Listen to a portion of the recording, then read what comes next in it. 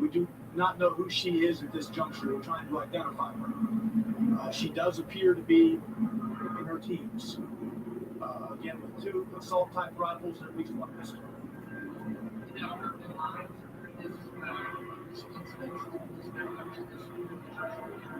I'm not. Was there an SRO or an SSO working in the school? No, this is a church. It operates a private school. There was no Metro Police personnel assigned to that building at any time. You said 2? No, I told of 3 adults. 3 adults who have been fatally wounded. Okay, one of them being the shooter? No. Okay, 3 total. So let me go over this again. You have a total of 6 victims, 3 students who are deceased, and 3 adult staff members from the school who are deceased. The shooter herself makes 7. I do not. There is video from the school that we are viewing now to try to learn exactly how all of this happened. Can you say where the victims were located? Were they in the hallway, in the classroom? I cannot at this juncture, as you know, 5 of the 6 were transported. So we will get that information later in the day. Did police indicate inside a classroom or in the hallway or location? It is an upper level part of the school. It's kind of a lobby type area. It was not in a classroom per se. All right, we'll be back shortly with more detail. We'll tweet out, give you a 15-minute or so notice before the next one, okay? All right, so we are going to get another update throughout the day right here on Live Now from Fox. Just learning the big update there coming from police here. So let's just recap here what we learned, and then for those of you maybe coming into the news conference, maybe in just past the beginning, middle portion, or the end, we will replay that for you coming up here in just moments. I want to just give you a quick recap. So the suspect is a female, where police say that she could possibly be in her teens. They're still working to get the identification there of that suspect, but it was a female believed to be in her teens. She was carrying 2 assault-type rifles and 1 pistol to the school. She made her way from a side entrance in the school and went from the lower level to the upper level shooting. And we have learned that 3 students have been declared dead from that shooting, as well as 3 adults. Now, on a normal Monday, there would be 209 students roughly at the school, 42 staff members, and we learned there of the situation being played out there, a horrific nature of a female entering the school to do the most damage that she could and try to destroy as many lives as possible, and that is what has happened here. 6 dead in total, 3 of them being students, 3 of them being adults there, and just 1 officer was injured, but no others were shot there, others than the ones that have been pronounced dead. We are now giving you a live look right here at the aerials of this school here at Covenant. That is run by the church there, the Covenant Presbyterian Church. Let's listen to officials there. We are going to recap it right here from the beginning for you, right here on Live Now from Fox, so you didn't miss anything right here.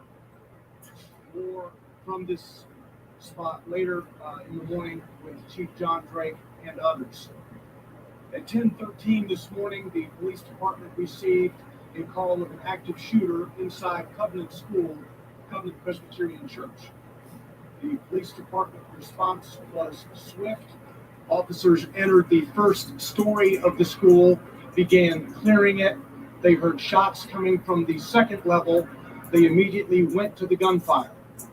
When the officers got to the second level, they saw a shooter, a female, who was firing. The officers engaged her. She was fatally shot by responding police officers. There was a 5-member team who was on the second floor at that time. 2 individuals from that 5-member team opened fire on the shooter. We know at this point that this shooter is a female. She appears to be in her teens, although her identification has not been confirmed at this juncture. We know that she was armed with at least 2 assault-type rifles and a handgun.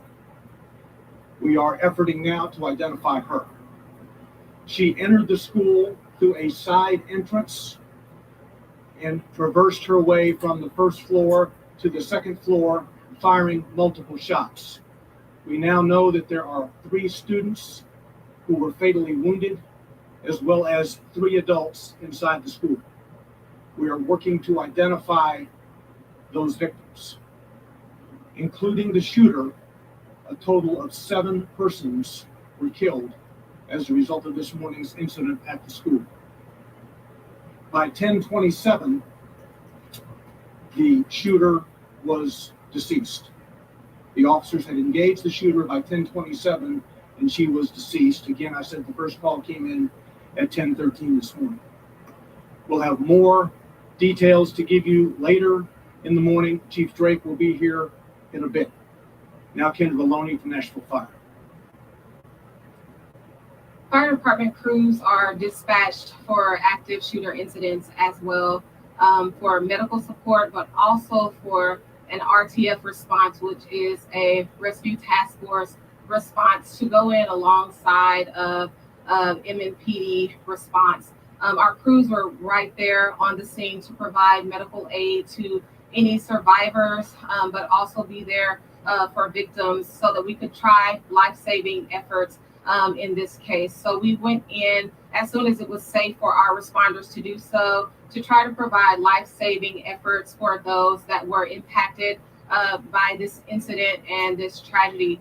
Our crews were able to be on scene to pull out those that had viable signs of life, those that were still showing the option to be saved. And we did make transport of 3 individuals and 3 children, and then 2 adults that were taken from the scene. Our crews then set up a reunification unit. That reunification unit is at 2100 Woodmont Boulevard. That's where parents can go to be reunited with their children. All of the remaining students were able to be escorted out of the building with faculty and staff. We're not sure about the processes that they had in place, but we were on scene to help them mitigate anyone from seeing exactly what else was going on, but we're sure that they heard the chaos that was surrounding this. So we do have mental health specialists and professionals that are at that reunification site for both the students and the families that are going to be affected by this today. Our OEM units were able to provide buses to make transport from the Covenant School to the reunification site. We had one bus that carried 74 students and faculty staff members to the reunification site, and an additional bus that had 34 students on them. So all of those persons were carried. It was difficult for us